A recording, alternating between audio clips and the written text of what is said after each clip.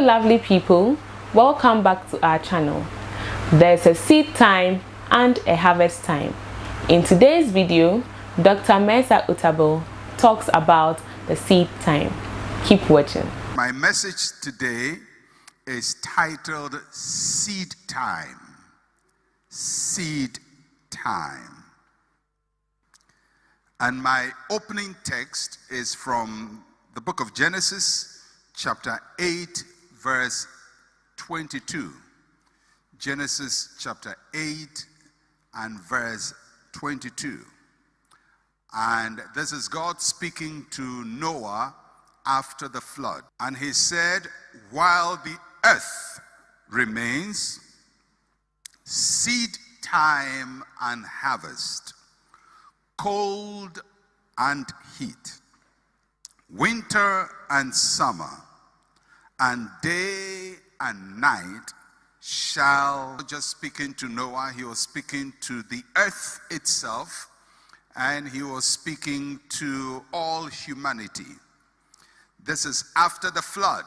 So much has changed, so much has been disrupted, and God affirms to mankind and to the earth that whilst the earth remains, the seasons of life will not cease. And he begins by talking about seed time and harvest. These seasons did not originate after the flood. They didn't start after the flood. They were there before the flood. But after the flood, God affirmed them, confirmed them to be so, that whilst the earth remains, there will be seed time and harvest. So today we are focusing on seed time. What is seed time? Seed time is basically and simply time for sowing seeds.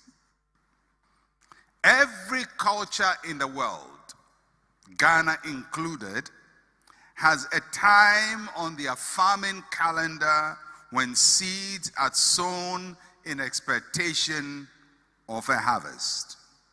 So in Ghana, for example, we have for our main grain and staples, we have two main seasons for sowing seed. We sow seed just before the rains, in the first rainy time, which is coming in a couple of months, and then secondly, before the minor rainy season, which is around September, October.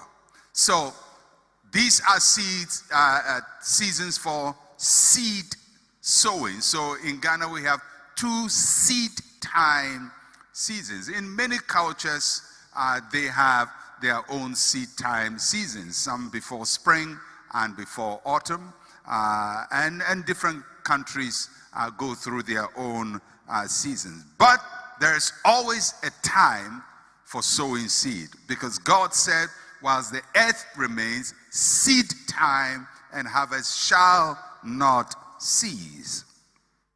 So seed time is a universal concept. And God said two things about seed time that I want to bring to your notice. First, he says, seed time never ceases. It shall not cease. As long as the earth remains, seed time will not cease. The time and a season and the opportunity to sow seeds will not cease. That's the first thing God says. Second thing he said about seed time is that seed time leads to harvest. It's a divine law. Seed time leads to harvest. So seed time is always related to harvest. Sometimes we call seed time and harvest as sowing and reaping. Reaping is the harvest, sowing is the seed time. So seed time requires seed sowing. And every seed time requires a seed. So we need to define what a seed is, because if there's a seed time, there has to be seed sowing. And what is a seed? And I'll give you three identities for a seed. The first is that the seed is a source or the beginning. The seed is a source or the beginning.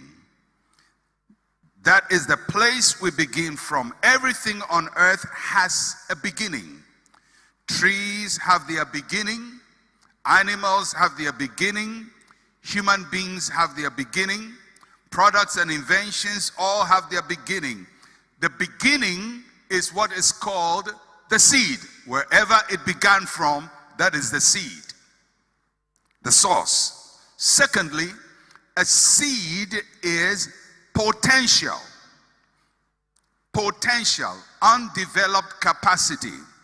A seed is what you are capable of becoming but have not become yet. A seed is what you will be, which is not now. Potential. Seeds are usually small and unimpressive until their potential is fully manifested. That is why it's very easy to ignore a seed or despise it or eat it. A seed is a masterpiece which is just a sketch. And for those of you who are artists, you know that the greatest painting or artwork starts with a sketch, and then it's developed from there. And in other disciplines, it is so. That sketch is the seed of the masterpiece. A seed is a building that is now a plan, a drawing plan.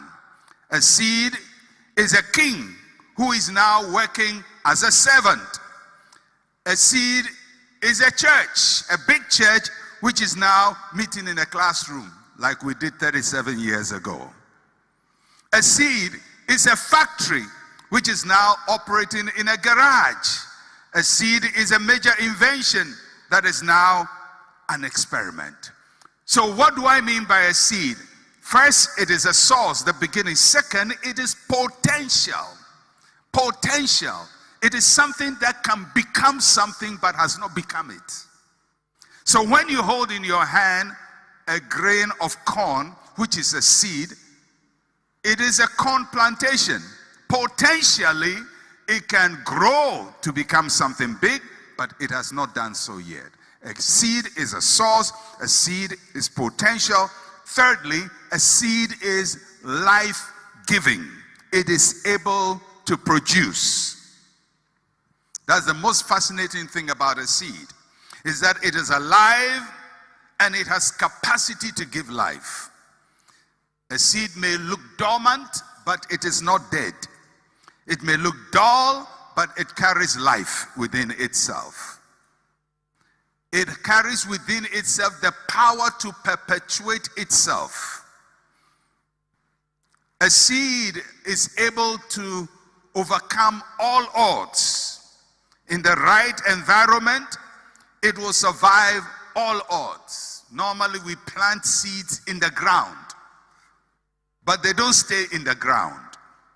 They lift themselves up from the ground, break through the soil. Sometimes they dislodge stones. Sometimes they dislodge rocks. I have seen seeds grow on tarmacs with coal tar on them. But a seed has got the power to produce life, and it has got the power to rise no matter what is sitting on top of it. So when God says there will be a seed time, he's talking about there's going to come a time when you're going to start something, a source.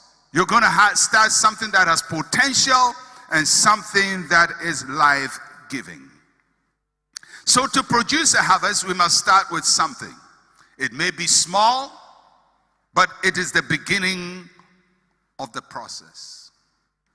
The source of mighty rivers are usually a trickle from a well or from a spring. Similarly, the source of the mighty things God wants to do in your life is going to start very small. It may look like a trickle, it may look like insignificant, but that is your seed. And when the seed time comes, that tiny thing must be planted.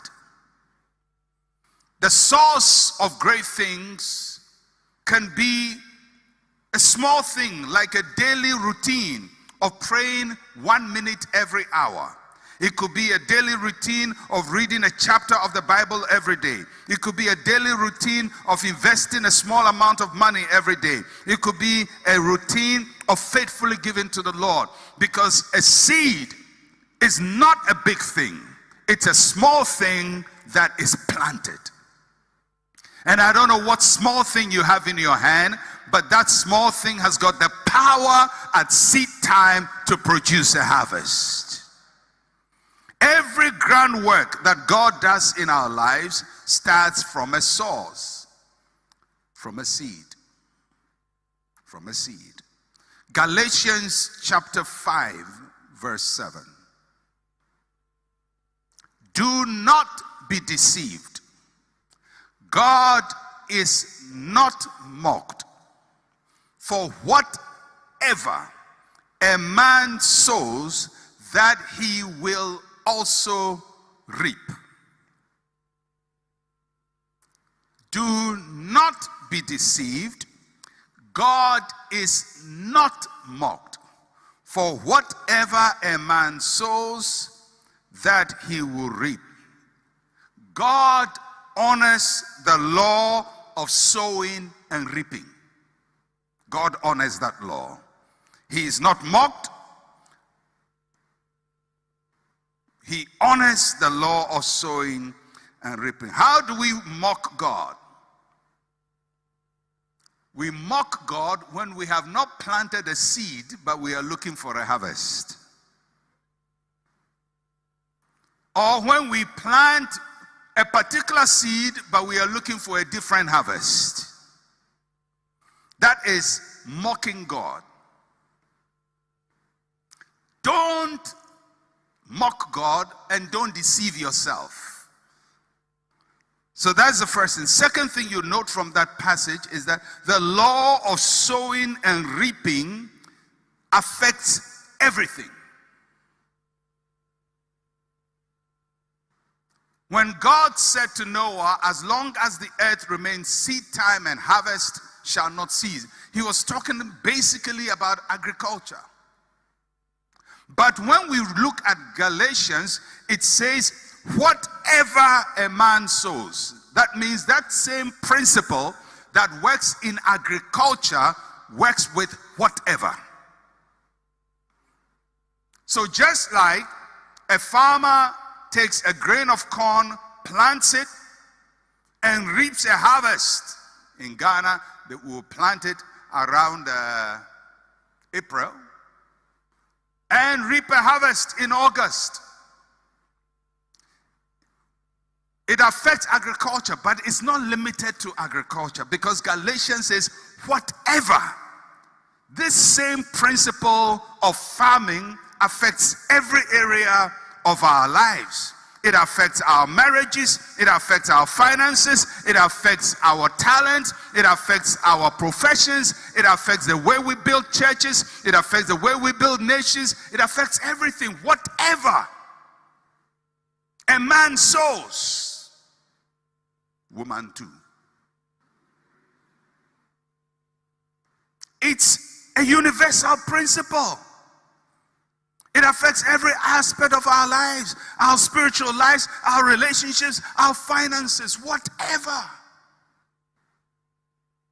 So in a year where we are talking about fruitfulness, we don't reap fruit from the air.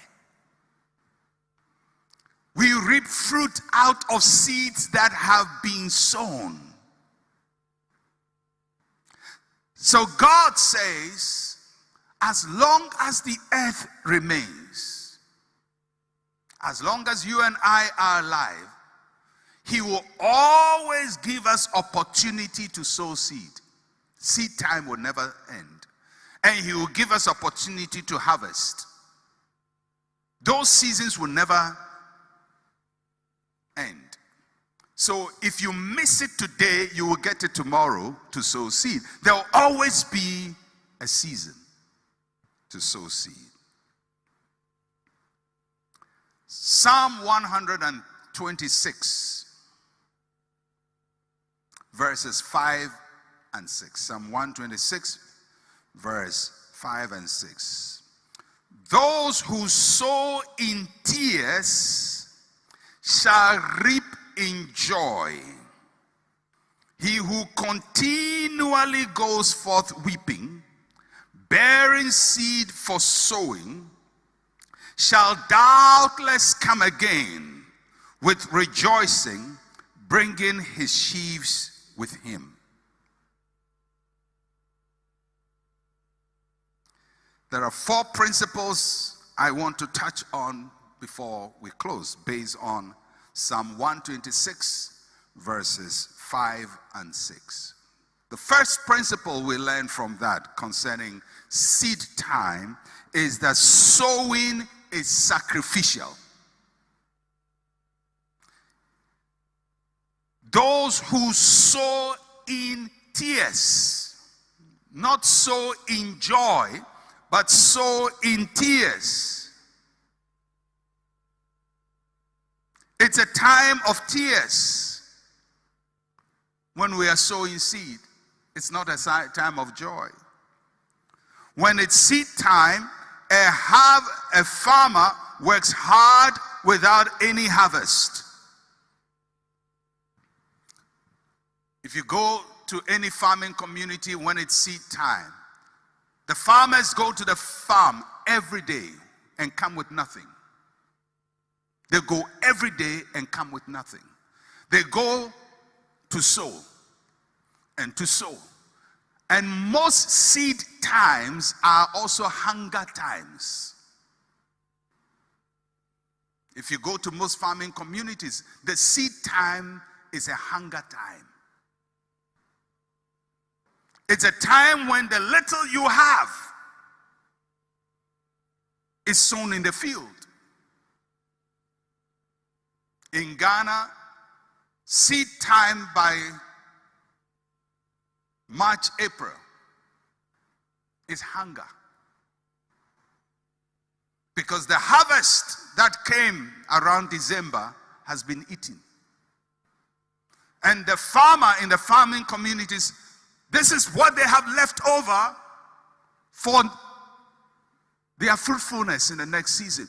And they have to choose whether to eat it or plant it. So every time he goes out sowing, he comes hungrier. Because seed time is tears time. Spiritually, when it is seed time, we pray a lot without answers. You are investing prayer, but you're getting no response. Financially, when it is seed time, we invest without any returns. Or we give offering without any breakthrough. In our marriages, when it is seed time, we sacrifice so much, make so much adjustment without any apparent benefit. Sometimes you wonder, what am I gaining out of this? I am making all the sacrifice. I'm making all the changes, but nothing is coming out of it. That is what seed time is. You go forth with tears. Every seed time is hard time.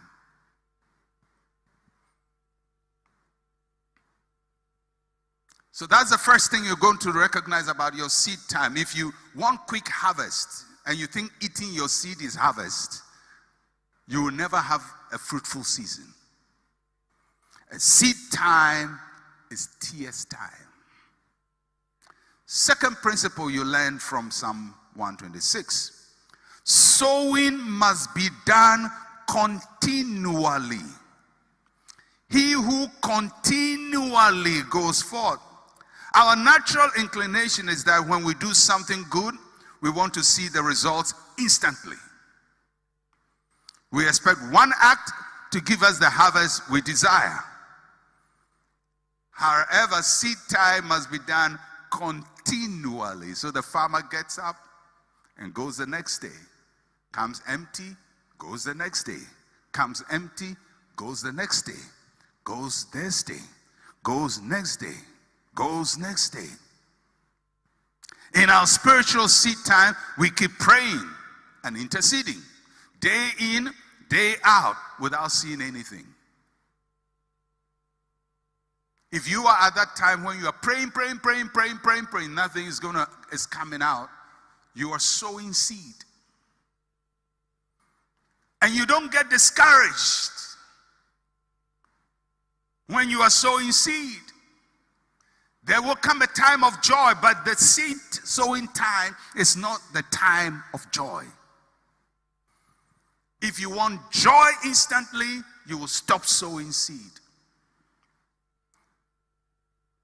Sometimes, even in marriages, people say, I've tried all the things I can do, but I can't see any result. Keep sowing. I've been kind, I've been nice, I've been generous. I smile. Keep smiling. I encourage. Nothing comes out. Keep in commitment. He that goes forth, not goes backward. Full commitment. You don't go backward because you can't see the fruit of your labor.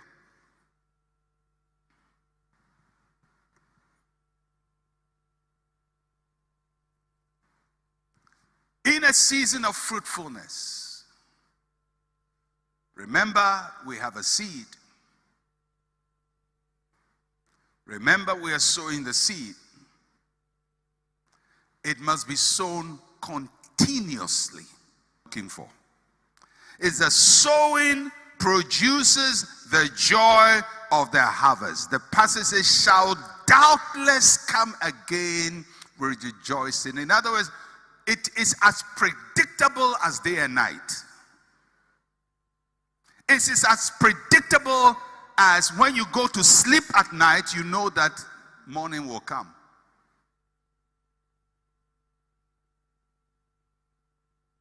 If you sow the seed, you will harvest. Because it's a divine principle.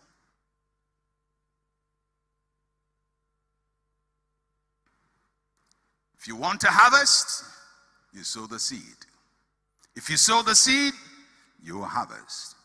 In between sowing seed and harvesting, continually going forth, bearing precious seed, before doubtless come again rejoicing.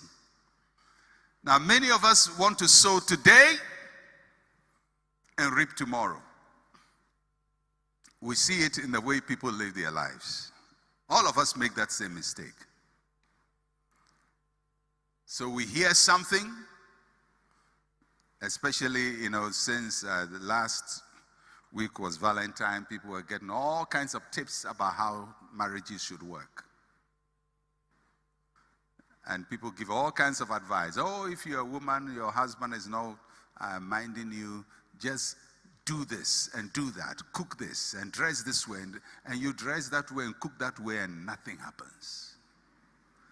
Because between seed time and harvest is continually.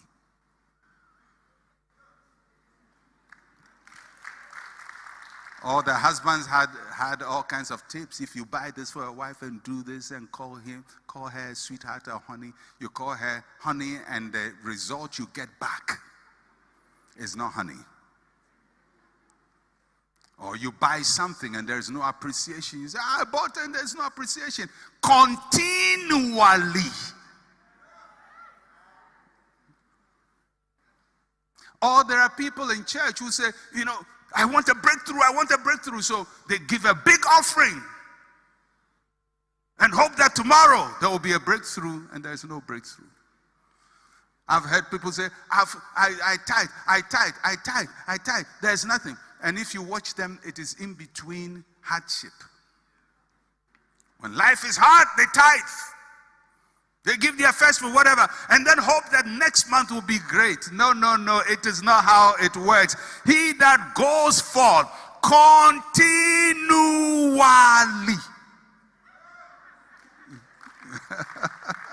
It's not one touch result. One touch result. It is continually.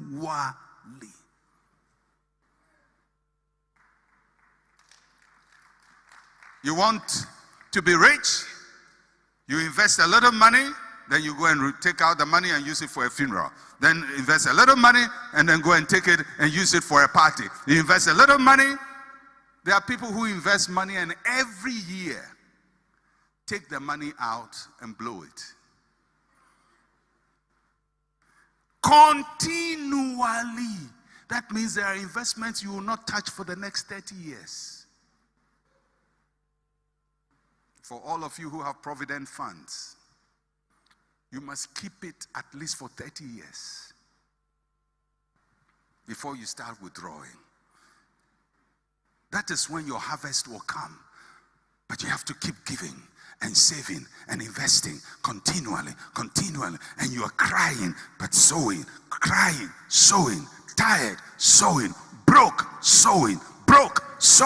Then one day, you come forth with joy with your harvest. That is what the Bible teaches. So in a year like this, when we say this is a year of fruitfulness, the fruit you are reaping this year will be seed from seeds you sowed 10 years ago. There's no magic fruitfulness happening, you know. Don't go and say, Pastor Otabil says it's a year of fruitfulness, so I'm getting fruit from where? From where? God is not mocked. The only fruit you reap this year is what you have sown in previous years. But the good news is that in this year of fruitfulness, you can sow seed for future fruit also.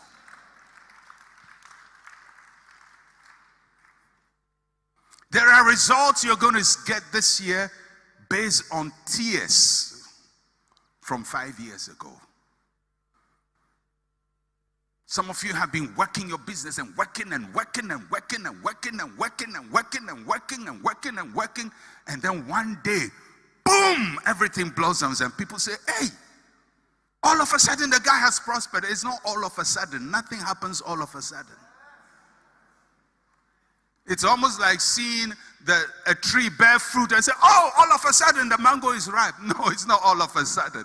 It was planted some years ago. It grew. It bore flowers, but you didn't notice the flower. When the fruit was green, you didn't notice it. It is when it got ripened that you saw it. Because most people only recognize harvest time. That is when they go begging for other people's harvest. Can you give me some of your harvest? Yeah, I can share with you my harvest for today, which we should all do. But my harvest for today, which I share with you, becomes your seed for tomorrow. Because I may be in my harvest season, but you are now in your season of planting. So many times when somebody gives you their harvest, you must plant it for your own harvest. Seed time and harvest shall not cease. This is Jehovah Almighty speaking. As predictable as there is day and night, predictably, your effort will yield results. The little steps you take potentially will become great. The little efforts you start but never give up on them potentially will become great. In every area of your life, whether it's in your marriage, learning to say thank you every day, thank you every day, thank you, please, it will produce results. But for most people, what they do is they start saying thank you. After 1 week, hey, if you mind me, I won't mind you too. Continually. Some people in church give an offering 1 week, 2 weeks, 3 weeks. This thing I don't think is working. Continually. He that goes forth bearing precious seed continually shall doubtless come again, rejoicing. So, what am I saying? It's seed time.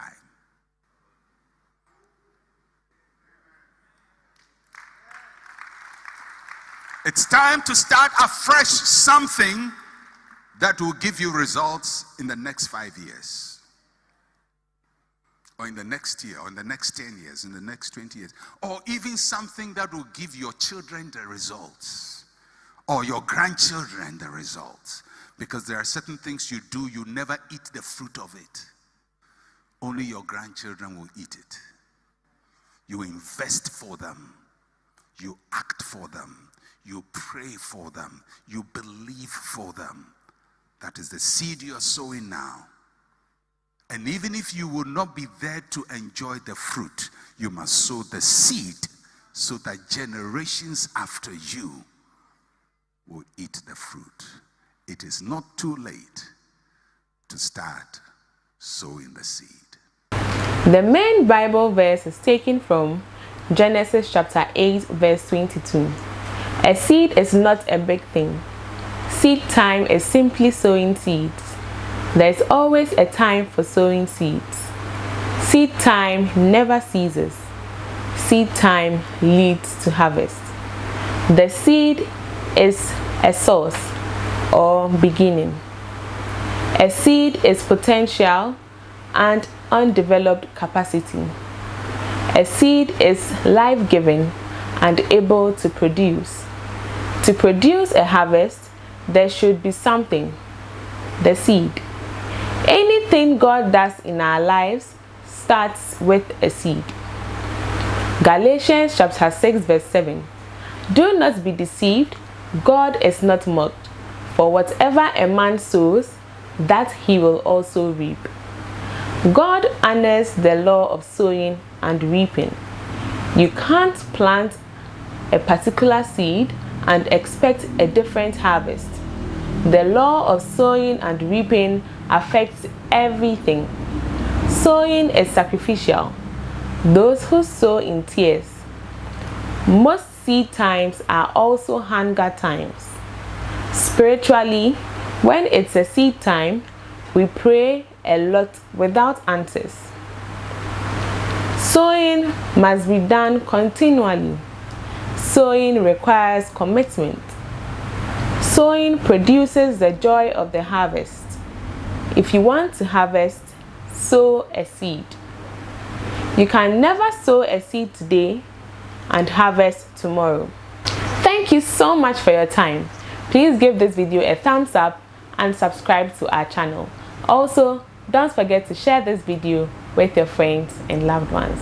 Don't forget to visit Dr. Mensa Otabil's YouTube channel for more of his videos. Stay positive.